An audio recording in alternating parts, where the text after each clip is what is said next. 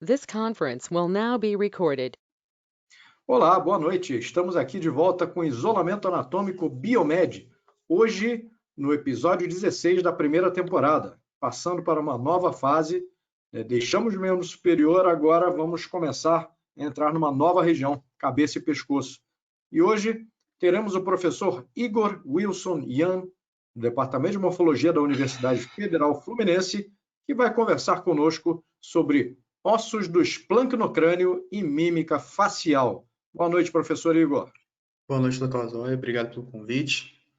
E quando puder, só autorizar. A palavra é sua.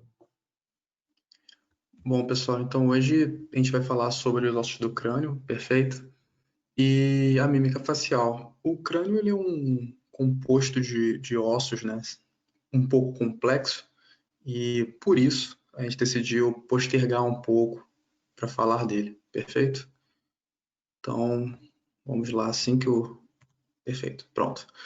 Bom, primeiro, a gente pode dizer que o crânio pode ser dividido em dois, né? Nós temos o esplancnocrânio, ou o crânio responsável por funções viscerais, né? E a gente tem o neurocrânio. Aí na imagem a gente vê um neurocrânio em verde, perfeito? O foco da palestra de hoje é falar sobre o esplancnocrânio. Então, o que a gente pode dizer é que no esplancnocrânio vai ter a junção, não, ou melhor, vai ter a reunião dos órgãos de sentidos especiais, certo? Então, a visão, o olfato, o paladar e etc. Já o neurocrânio, ele vai ter o encéfalo, as meninges cranianas, o líquido líquido, cérebro espinhal, ok? Então, vamos lá. O crânio ele é composto, no geral, por 28 ossos. Existem algumas divergências quanto aos autores. Eu me pautei no Gray, certo? Gray's Anatomy. A maioria dos ossos são ossos pares. O que isso quer dizer? São dois iguais. A espessura dele é variável. O que isso significa? A espessura dele é mais fina, aonde se encontram inserções de músculo, e mais espessa, aonde estão os tendões desses músculos. Perfeito? E as peças são unidas por suturas. A gente vê na imagem aí alguns ossos bem separados, né? E as suturas são aquelas articulações fibrosas que a gente já viu. E elas podem se alinhar de três formas no crânio, certo? Elas podem ser estruturas aplanadas, ou seja, estruturas planas que vão ir de encontro de uma extremidade à outra. Aqui, como exemplo, a gente tem essa estrutura, né, na visão inferior do crânio. Perfeito? Essa linha verde, é possível ver que não há grandes relevos em volta dela, apenas uma união entre duas peças ósseas, certo? Uma outra coisa, uma outra forma que a gente pode ter também são estruturas escamosas, ou seja, estruturas que sobrepõem. Aqui eu peguei um modelo de um feto juvenil, né, para vocês verem que, deixa eu direcionar o mouse aqui, vocês verem que esse osso daqui, ó,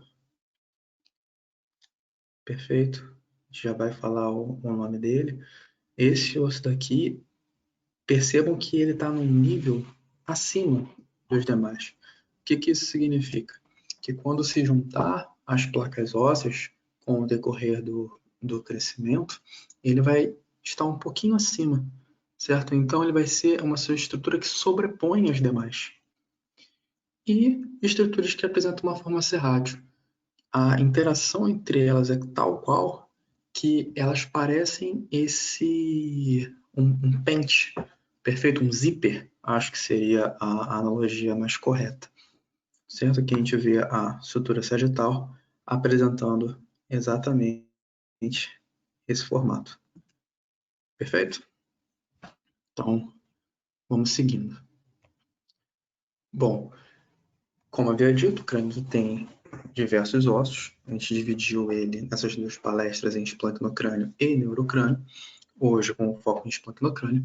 Então, aqui a gente começa a ver o nome de alguns desses ossos. Perfeito. De forma simples, vocês vão notar que os nomes são intuitivos, né? Essa grande camada plana, um osso ímpar, no caso, é o osso frontal, esse osso azul, certo?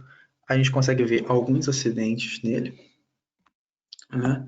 A gente vê aqui uma incisura supraorbital, perfeito?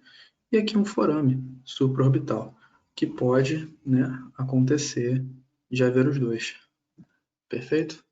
Os ossos nasais, nessa região daqui, zigomático, uma maxila, né, e a mandíbula.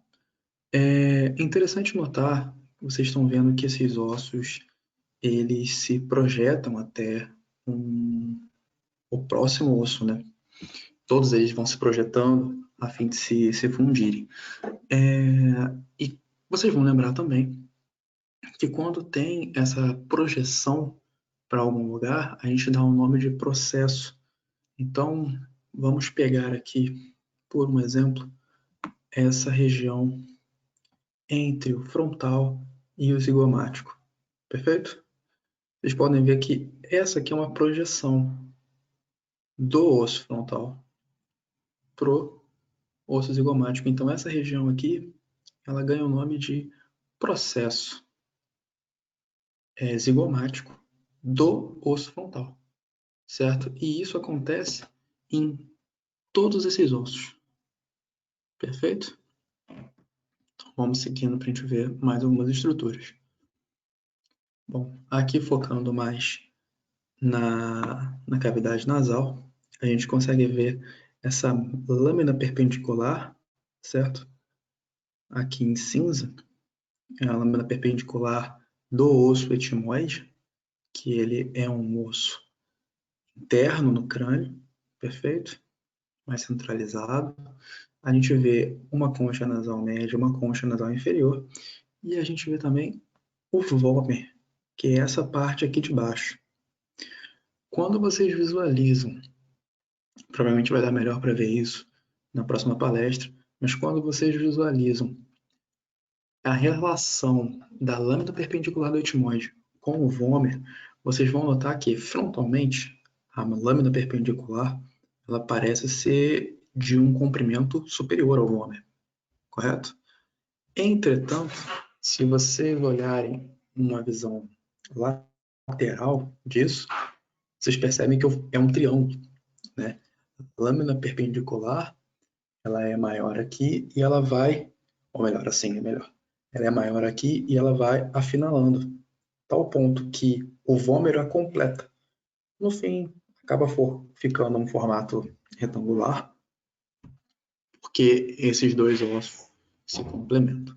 Perfeito? Aqui a gente vê a fissura supraorbital, eu acho que é... Fissura não, uma incisura, tá? Isso foi escrito errado. Por que não é uma fissura, é uma incisura? Vocês vão lembrar que a incisura, nosso anatomês, ela nada mais é do que um forame rasgado, né? Um forame é um furo, está apresentando aqui. E uma incisura seria esse forame rasgado. Perfeito? A gente vê a glabela aqui nessa foto frontal, não é tão simples de ver, mas a glabela costuma ser bem palpável. E os homens apresentam uma glabela mais acentuada. Aqui nós temos processo alveolar, perfeito, na maxila. Nós vamos ter um processo alveolar também na mandíbula, tá? Nós temos um forame infraorbitário, não é nenhum mistério, e uma espinha nasal anterior. Notem, se há uma espinha nasal anterior, provavelmente, e eu digo com certeza, haverá uma espinha nasal posterior. Perfeito? Então, percebam que os ossos são simples, os acidentes são bem intuitivos, seus nomes. Ok? Então, aqui a gente tem uma imagem de um apéndice anatômico. A gente vê que não é tão bela quanto o desenho, né? No caso, ela está sem a mandíbula também.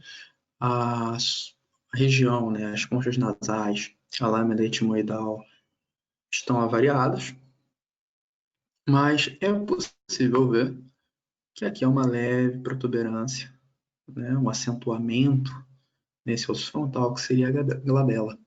Aqui, ó, a gente vê bem essa relação de sutura do osso frontal com o osso nasal, o que dá o que a gente chama de násio, perfeito? E forame infraorbital, espinha nasal anterior. Os processos alveolares aqui também estão um pouco avariados, mas essa imagem é para vocês notarem a diferença, né? Lembrando que cada osso é único, provindo de um indivíduo único, o que pode fazer com que haja variações entre eles. Então vamos seguir, vamos olhar um pouco melhor a cavidade ocular, certo? Então aqui na cavidade ocular, em primeiro momento, queria dizer que ele é uma superfície muito lisa. E eu acredito que todos vão achar que faz um extremo sentido, levando em conta que ninguém sente atrito ou algo semelhante ao mexer os olhos, perfeito? Então, toda essa região daqui, ela vai ganhar o nome de face orbital, tá? Então, nós temos uma face orbital do osso frontal, nós temos uma face orbital do osso cigomático, que nada mais é do que vulgarmente a gente chama de maçã do rosto, né? Nós temos uma face orbital aqui da maxila, e aqui entram alguns ossinhos que a gente não tinha comentado ainda, né? Isso aqui é o osso lacrimal com uma fossa, ou seja, uma pequena depressão, como se fosse uma poça. A gente chama fossa do saco lacrimal, perfeito? E aqui a gente tem um outro osso, que é o esfenoide. A gente vai ver ele melhor daqui a pouquinho, tá? Aqui está o nosso etimoide, perdão. Aqui em amarelo está o nosso etimoide. Perfeito? Então vamos seguindo. Nós encontramos aqui forames etimoidais, anterior vindo anteriormente, posterior vindo posteriormente, né? A face orbital da asa menor do esfenoide e da asa maior, mas continua sendo face orbital também. Nós temos ainda um sucro infraorbital, perfeito?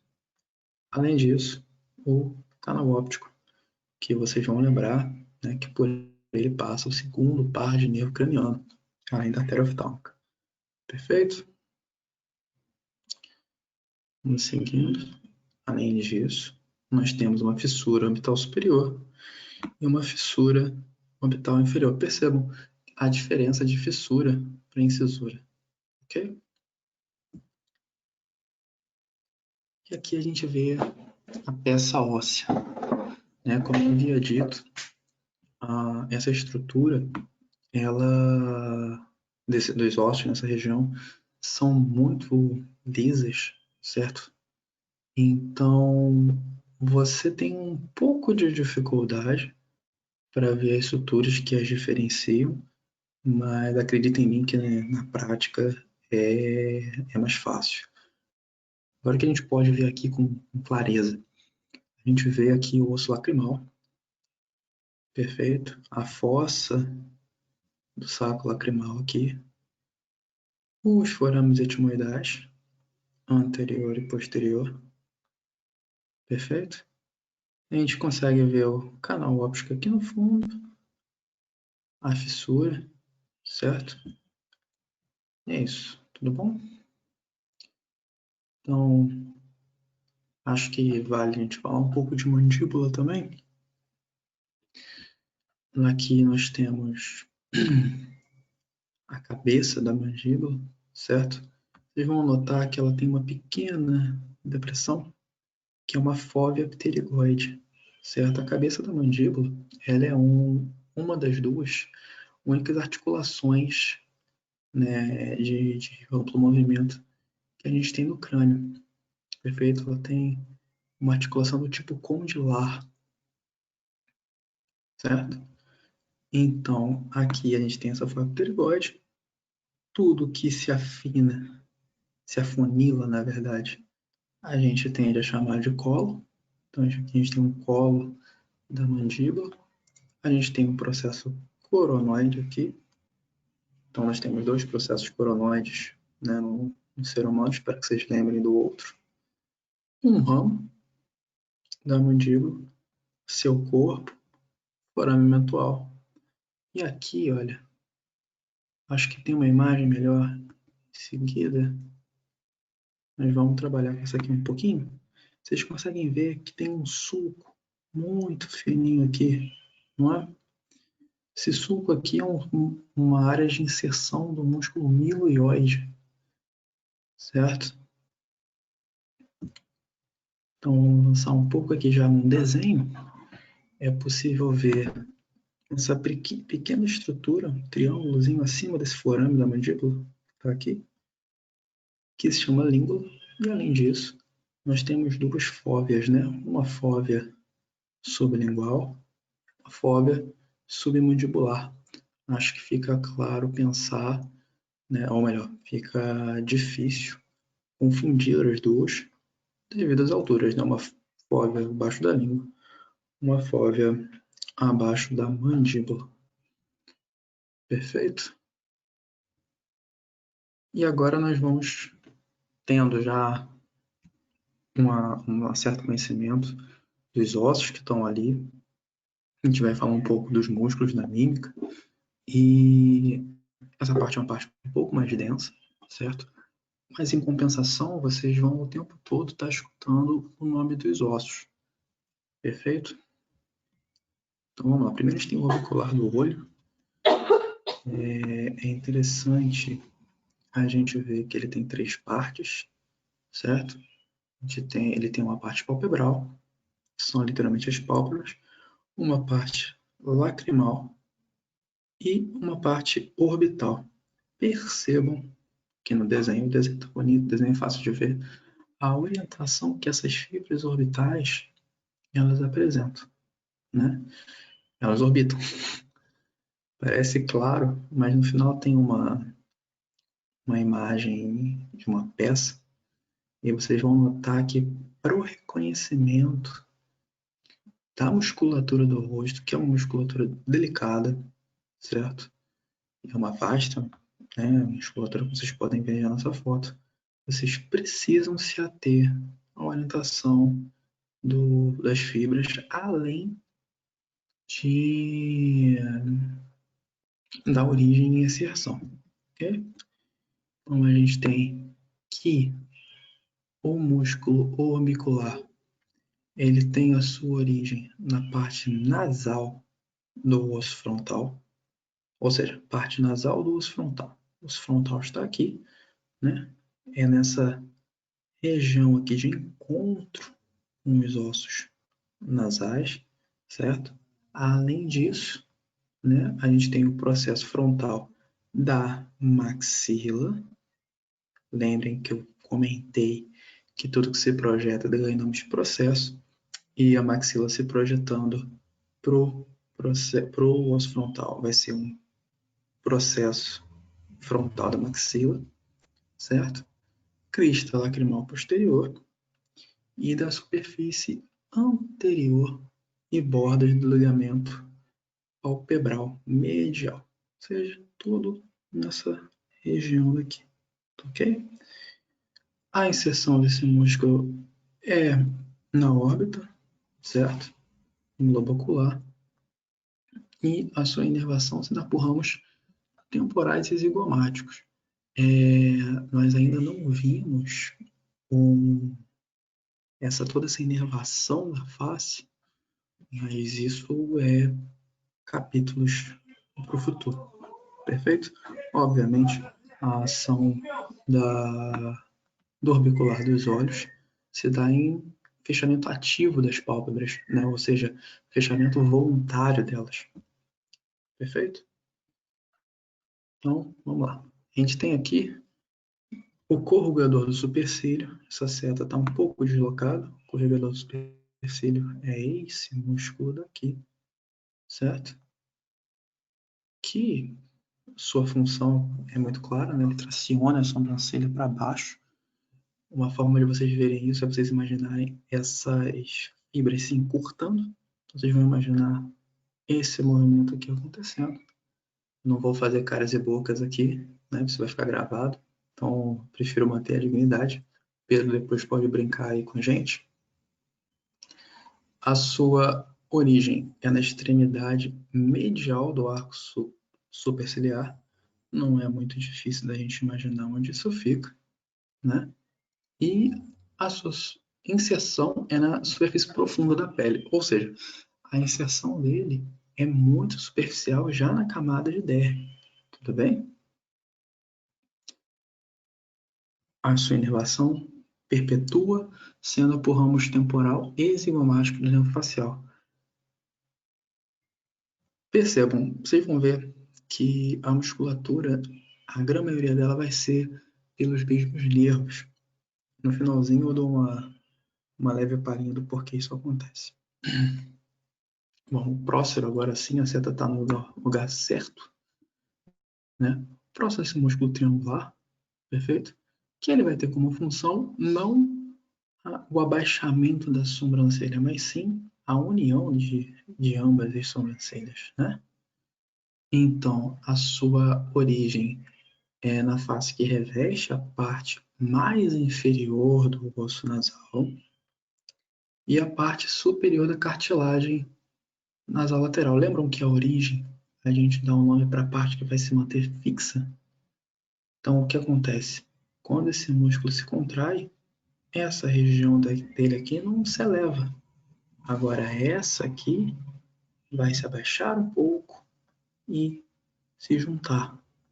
Perfeito? Então, origem e inserção. Ok? Prosseguindo. Nós temos o osso nasal. O osso nasal ele é dividido em duas partes. Uma parte transversal e uma parte alar, como as setas indicam. A origem da parte transversal se dá na maxila, certo? Acima e lateralmente, ou seja, mais para cá, da fossa incisiva, perfeito? E a porção malar é na asa do nariz, né? Acho que é bem óbvio para todo mundo, certo? A sua inserção na parte transversal vai se dar no dorso do nariz, como está aqui, e da parte alar nas mediações do ápice, né? Então, algumas pessoas têm uma movimentação mais ampla, mas é quando a gente abre as asas do nariz para inspirar mais fortemente, ou expirar, né? Porque a musculatura da face, vocês são a própria cola de vocês, né? Não, vocês não precisam decorar isso. Só fazer o movimento e ter ciência de onde ficou fixo e aonde ficou móvel, né? Sua inervação também se dá por ramos bucais do nervo facial, tá? A ação, como já deve ter ficado claro no comentário, é a da dilatação do nariz. Bom, o baixador do septo nasal, eu não preciso nem falar qual é a ação dele, né? A sua origem é na fossa incisiva da maxila. Perfeito, vocês já vão visualizar essa fossa. E a inserção no septo. Perfeito? Sem nenhuma dúvida. Com, novamente, a sua inervação feita pelos ramos bucais do nervo facial. Ok? Então, vamos lá. Aqui nós temos o levantador do lábio superior. Se o nome dele é levantador do lábio superior, a gente pressupõe que ele levanta o lábio superior, né? Parece claro. Então, aonde vai se dar a sua origem? Nessa região? Obviamente que não. Será que mais acima? perfeito? Na margem inferior da órbita, ok? E a sua inserção se dá no lábio superior, né? Já que é esse movimento que ele vai fazer.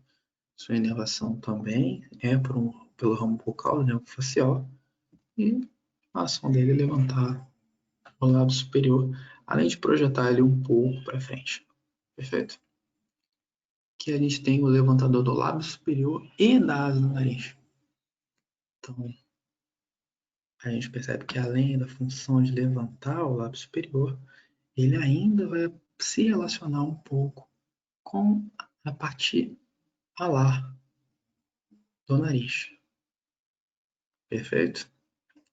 Sua inserção é um pouquinho mais complexa, mas não chega a ser pertinente nesse momento. Deixei escrito por curiosidade, tá bom?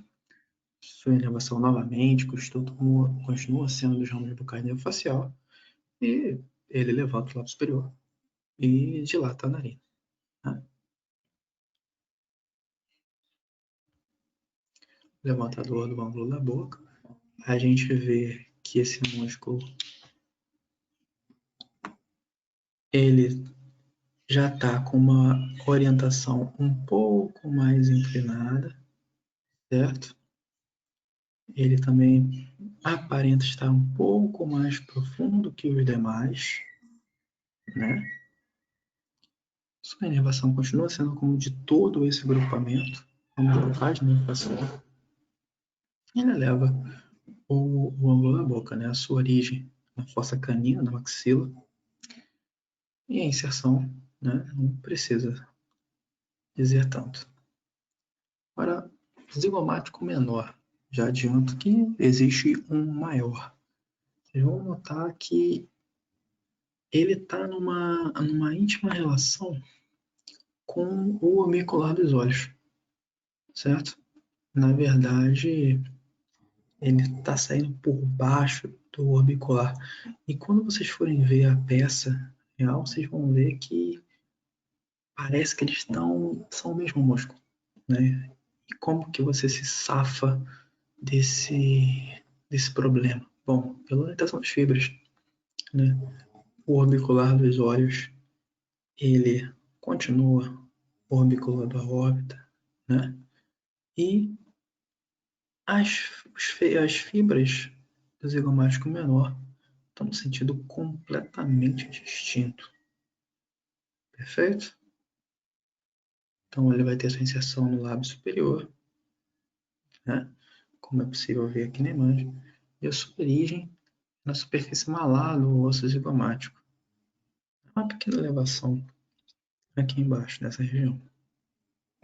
Tá? Vou seguir para ver o maior. O maior é maior, né? O nome entrega para a gente isso. Sua inserção já é no ângulo da boca. Perfeito? E qual vai ser a ação dele? Ele vai tracionar. Ele já não está mais contribuindo tanto com a elevação do lábio superior, mas sim com o tracionamento dessa boca para trás, certo? Essa inserção se dá no ângulo da boca, né? A origem é similar ao do zigomático menor, entretanto mais inferior e mais próxima até do músculo auricular, que esse é o músculo que dá para ver aqui, tudo bem? O músculo da orelha, poucos têm a capacidade de movimentar a orelha. Perfeito? Aqui a gente tem o risório, a sua origem se dá na face de um outro músculo, que é o masseter, ok? A inserção é na pele do ângulo da boca, na pele entre esses dois lábios, né? Ele tem a ação do sorriso falso, que a gente chama, né? Quando a gente só puxa isso aqui sem fazer uma elevação ou uma depressão do lábio superior. A elevação dele continua sendo por ramo de nervo facial, certo? Só que agora é um ramo mandibular também, o que faz sentido, né? Essa região está toda com um ramo bucal, né? E a partir do momento que você vai descendo para a mandíbula, você passa a ganhar propriedades, né, da inervação da mandíbula também. Abaixador do lábio inferior, novamente, o nome claro, né, ele faz a depressão do lábio inferior, né, a sua origem se dá na linha oblíqua da mandíbula, perfeito? E a inserção é desse encontro, né, que a gente vai ter do lábio inferior com a pele, certo? Com a pele que vai estar superficialmente nela, ok? Já são ramos mandibulares já se repetindo, e a gente percebe que essa inervação da face, ela se dá em zonas, né? A ação dele, como eu já falei, é repuxar o lábio inferior, já sem muito segredo com relação a isso. Aqui a gente tem o abaixador do ângulo da boca, perfeito? Vai ter a sua inserção no ângulo da boca, sua origem também é na linha oblíqua da mandíbula, né? Então, lembre, a origem então tá aqui embaixo, né? Porque é ela que não vai se mexer. E é essa parte daqui que desce. São ramos mandibulares e bucal com nervo facial, que dão a sua inervação. Deprime o ângulo da boca, né? Cara de tristeza. E o músculo mentual, perfeito? O músculo mentual, ele tem sua origem nas espinhas mentuais, com duas protuberâncias aqui embaixo. A sua inserção é esse tegumento do queixo, ou seja, vai ser um encontro da pele, né?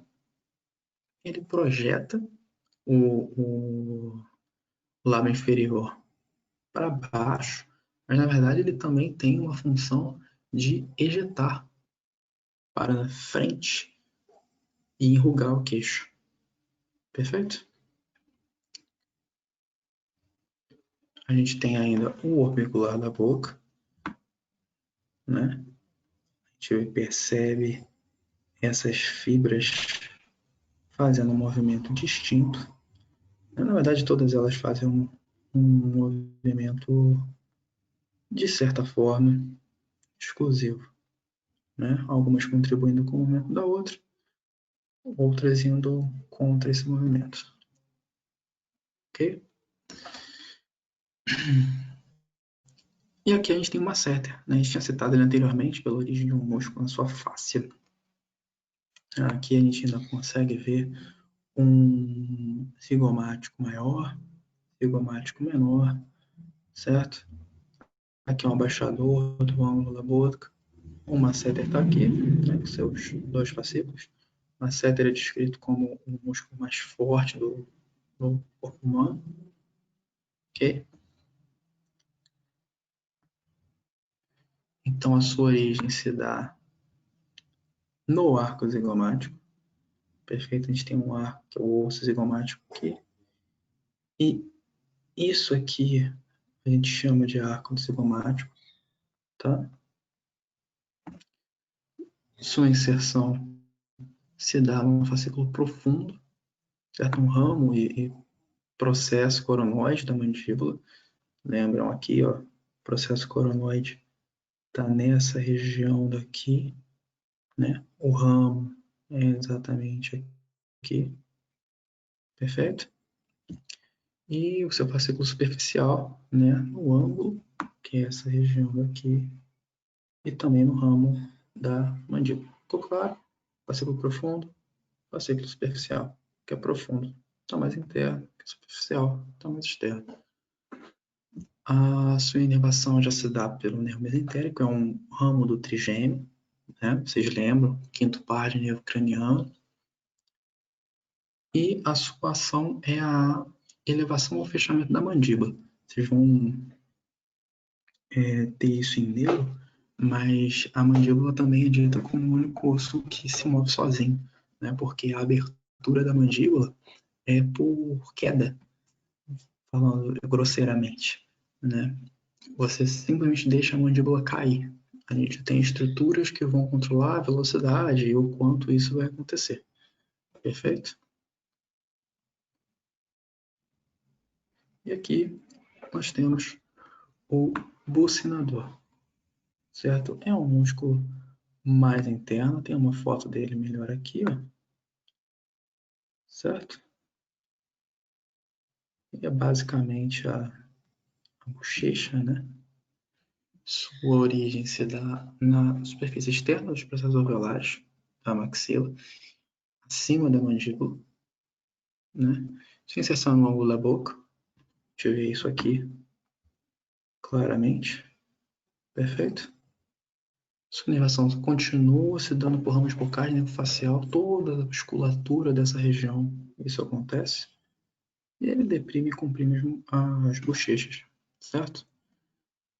Então, agora a gente vê aqui uma foto de Okosh, um atlas que o professor Cavazoy chegou a mostrar algumas imagens, um atlas fotográfico, certo?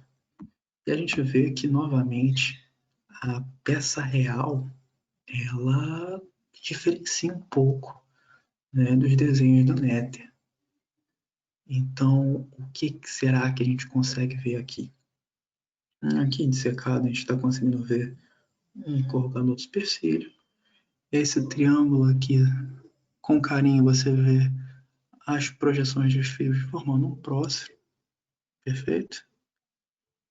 O orbicular dos olhos, ó, aqui está um pouco mais arrebentado, mas é possível ver ele com clareza, certo? Aqui, as suas duas partes, pelo menos, né? A parte palpebral, a parte orbital, a parte lacrimal, eu vou ser sincero com vocês que é um pouco difícil de vocês verem numa peça dissecada, certo? Principalmente no anatômico, tá? O orbicular da boca, aqui perfeito. Os zigomáticos, é possível ver algum dos zigomáticos? Aqui, olha, a gente consegue ver um zigomático aqui. Percebam o quanto, que é um elevador do ângulo também, o quanto vocês precisam depender da orientação das fibras. Perfeito? Então, eu acredito que tenha sido muito nome, acredito que tenha sido muita informação. Eu vou abrir para questionamentos para a gente poder brincar com essas figuras aí. Tudo bem? Muito obrigado a todos.